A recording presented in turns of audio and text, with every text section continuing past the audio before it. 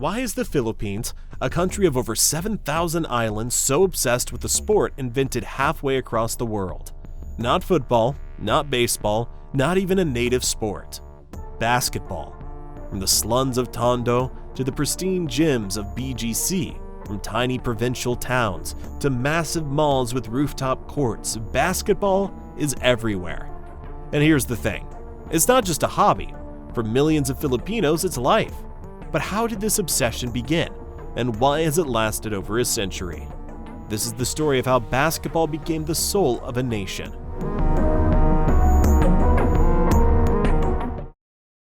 To understand how basketball became the heartbeat of the Philippines, you have to go back, way back, to an era of colonization, war, and unexpected cultural change.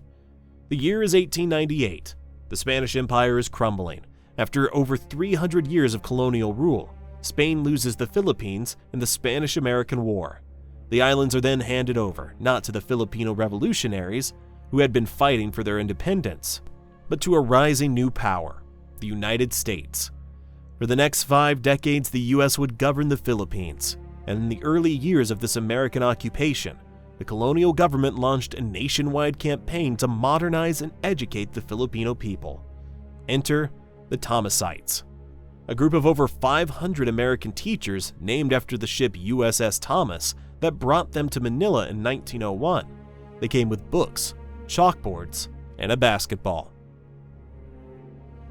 It might seem strange now, but basketball was still a brand new sport. It had only been invented 6 years earlier in a YMCA gym in Springfield, Massachusetts, by a Canadian named James Naismith. And because it was non-contact, required minimal equipment, and could be played indoors or out, it became a favorite among American missionaries and educators, especially for women and students.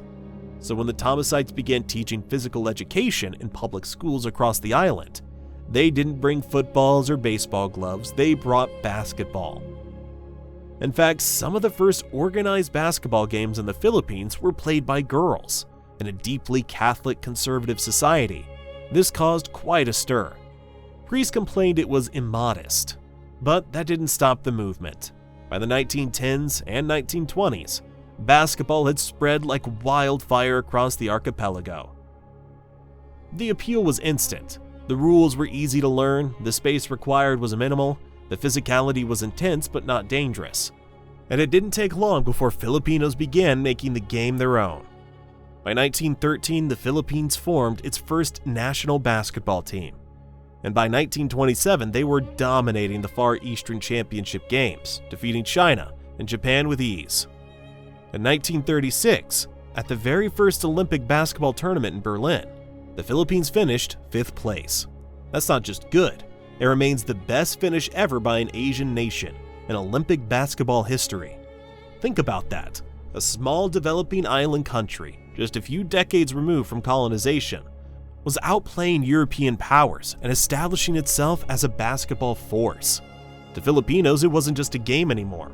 It was proof that they could compete, that they belonged on the world stage, that a nation still grappling with identity, sovereignty, and struggle could find unity and pride through a ball and a hoop. Basketball didn't just arrive. It rooted itself deep in the Filipino soul. So, basketball arrived with the Americans, but why did it stick? Why not baseball, which was also introduced by the US, or volleyball, which saw some growth in schools? Why did this particular sport become a national obsession? The answer starts with something deceptively simple: space.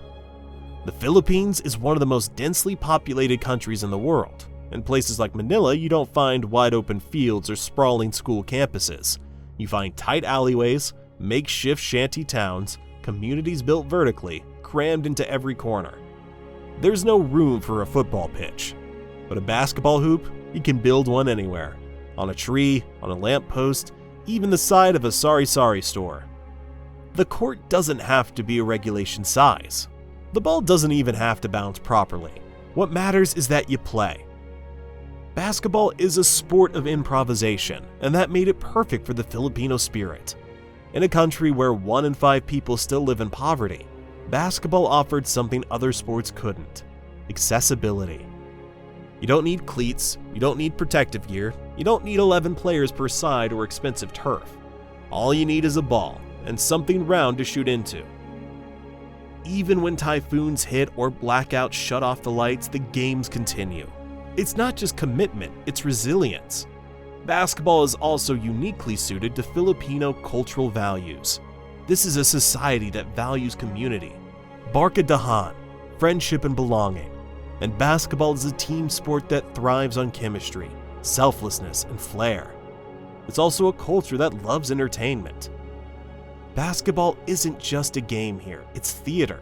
The flashy dribble, the dramatic buzzer beater, the underdog comeback. It's why even small-time barangay tournaments draw packed crowds. It's why the local MVP sometimes gets more attention than a government official. In many communities, basketball is the biggest event of the year. It's not just a sport, it's a stage, a story, a spectacle. By the 1970s, basketball in the Philippines was no longer just a popular sport. It had become something deeper, a national identity, and the defining moment came in 1975. That year, the Philippines launched something historic, the Philippine Basketball Association, or the PBA. It wasn't just the first professional basketball league in Asia. It was the second oldest professional league in the world, right after the NBA. And from the very beginning, the country was hooked. Toyota versus Crispa, two teams, one legendary rivalry. The game was electric. These weren't just sports events, they were battles. Clashes between the working class and the elite, between red and blue, tradition and rebellion. Even politicians couldn't resist weighing in. Every major newspaper covered the games. Streets emptied out during finals. Families gathered around radios and TVs like it was a national holiday. Basketball had become the great equalizer. It didn't matter whether you were rich or poor, in Manila or Mindanao. You had a team. You had a favorite player, and more importantly, you had something to believe in. Even the country's leaders knew how powerful basketball had become. During the Marcos regime, as the country fell under authoritarian rule, basketball became a distraction and a relief. In the middle of curfews, protests, and martial law, people still packed into arenas. Basketball became an escape, a sliver of freedom in a time when actual freedom was disappearing. And even after Marcos was overthrown, the love for the game didn't fade, it only grew stronger. As millions of Filipinos began leaving the country to work abroad, from Hong Kong to Saudi Arabia to the United States, they brought basketball with them. In every overseas Filipino community, there's one constant: a basketball league. Basketball became a way to stay connected, to remember where you're from, to feel, just for a few hours, like you're back home, on a hot barangay court, playing until the sun goes down. Loving the story so far? Hit subscribe. We've got more deep dives just like this coming soon. Now let's get back to why the NBA isn't just popular in the Philippines, it's personal. If basketball gave the Philippines a sense of national identity, then the NBA gave it a dream. In the 1980s and 90s, the Philippines were undergoing massive transformation, economically, politically, and culturally. But even through the chaos, there was one constant flickering on Filipino TV sets across the country: the NBA. Michael Jordan wasn't just a player. He was a myth, a god in sneakers, and in the Philippines where millions lived below the poverty line, watching Jordan dominate on the hardwood wasn't just exciting, it was inspirational. Even if you had a bad ball, even if your rim was made of a bicycle tire, even if your court was a muddy patch of ground after a typhoon, you still believed you could be great. There were no live games back then. Filipinos watched taped NBA broadcasts a day late, but no one cared. There were no spoilers, no YouTube. It wasn't just about being first, it was about being part of it. And as technology improved, so did access. By the 2000s, cable TV, DVDs, and the internet allowed Pinoy fans to follow their favorite players more closely than ever. And no player captured the Filipino heart quite like Kobe Bryant. Kobe visited the Philippines 7 times during his career. He didn't just show up, he connected.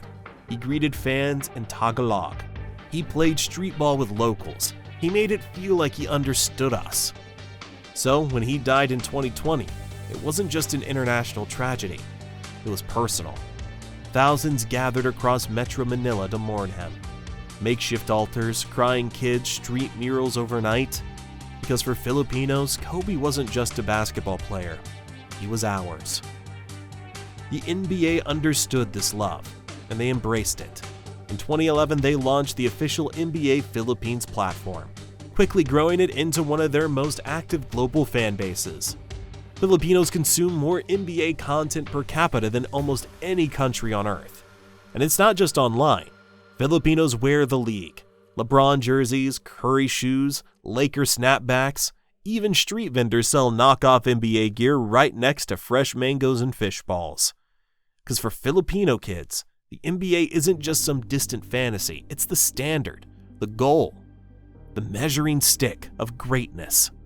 Every time a kid shoots a fadeaway over a friend, he's not just playing, he's imagining the lights, the crowd, the name on the back of the jersey, and in that moment, he's in the league.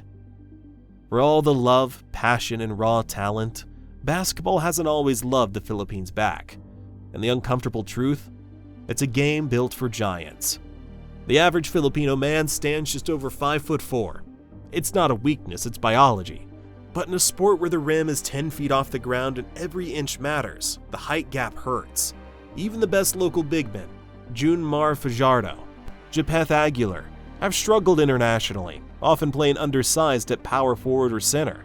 And despite decades of passion, street ball, and youth programs, no full-blooded Filipino has made it to the NBA. Yes, there's Jordan Clarkson and Jalen Green, Filipino by blood and proudly embraced, but they didn't grow up playing barefoot on concrete. They weren't raised in barangays or coached in public school gyms.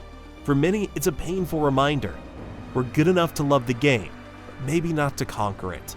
But that belief is starting to change. Meet Kai Soto, standing 7'3", born and raised in La Piñas. He isn't just tall, he's skilled.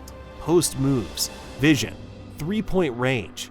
He trained with the NBA G League Ignite team, played professionally in Australia's NBL, and while he yet is to secure a full-time NBA roster spot, he's close.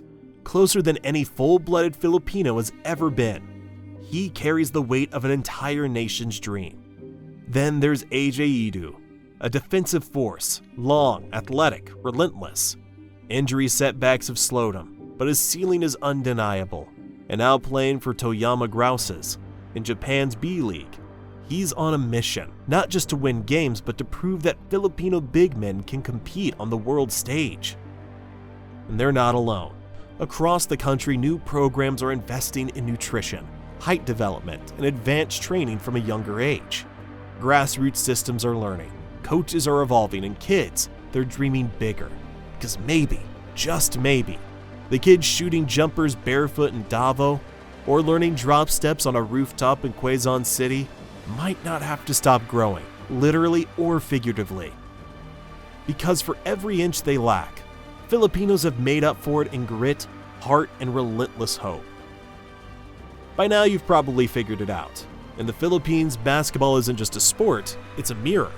It reflects what this country is: resilient, passionate, creative, and also what it hopes to be: competitive, united, recognized. Because in a place where typhoons destroy homes, jobs are scarce, and families are often separated by oceans, basketball offers control. You don't need a passport, you don't need money, you just need a ball. It's a way to cope with hardship, a way to connect with neighbors, a way to stay close to your father working abroad, or your brother who left for Manila. Basketball becomes a language when words fall short, a routine when life feels uncertain, a bridge between generations and sometimes between worlds.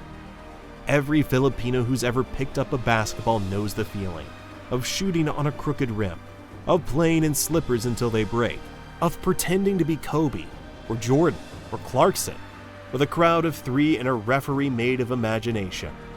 And even when they lose, they keep playing.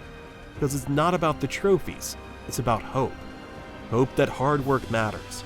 Hope that talent can rise. Hope that one day a Filipino can make it to the big league. Not because of bloodline, but because of the grind. And that's why this nation doesn't just love basketball, it lives it.